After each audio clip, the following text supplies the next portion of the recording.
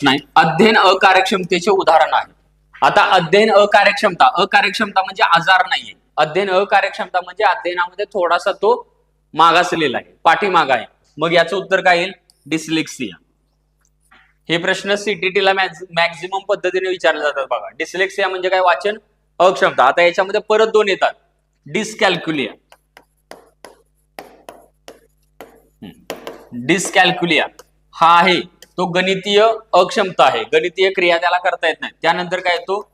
Dysgraphia. आता dysgraphia हा कशा संदर्भात आहे? तर विद्यार्थ्याला लेखन करताना अडचण निर्माण होते, म्हणून हे आजार लक्षात घ्या. अकार्यक्षमतेचे एकूण 3 आजार आहेत. कुठले? डिस्लेक्सिया, वाचन अक्षमता, डिस्कॅल्क्युलिया गणितीय अक्षमता, आणि डिस्ग्राफिया लेखन अक्षमता. आता हे जे आहे ना, cerebral palsy.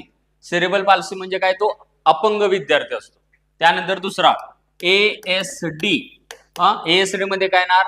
Autism spectrum disorder. याच्यामध्ये विद्यार्थी काय करतो? तर एक गोष्ट समजून घ्या की हा काय आहे? विकासात्मक आजार आहे. यामध्ये विद्यार्थी इतर मुलांशी संवाद साधू शकत नाही. त्याला संवाद साधताना काय होते? बाधा निर्माण होते, म्हणजेच त्याचं सामाजिकीकरण घडून येत नाही. हा आजार असणारा ASD. आणि ADHD हे समजून घ्या. ADHD म्हणजे काय?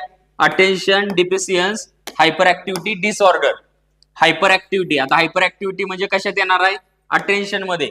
म्हणजे या आजारामध्ये एखादा विद्यार्थी एखाद्या गोष्टीवरती आपलं अवधान केंद्रित करू शकत नाही, तो लक्ष देऊ शकत नाही, आणि लक्ष जर नाही दिलं तर त्याला नवनवीन गोष्टी शिकता येणार नाही. त्यामुळे हे आजार लक्षात घ्या. ASD हा काय आहे? विकासात्मक आजार आहे. यामध्ये विद्यार्थी इतरांशी संवाद साधू शकत नाहीये. त्यानंतर डिस्लेक्सिया, डिस्कॅल्क्युलिया आणि डिस्ग्राफिया हे काय आहेत? अध्ययन अकार्यक्षमतेचे आजार आहेत. त्यानंतर ADHD हा काय आहे? Attention deficiency hyper activity disorder. याच्यामध्ये विद्यार्थी लक्ष केंद्रित करू शकत नाहीये.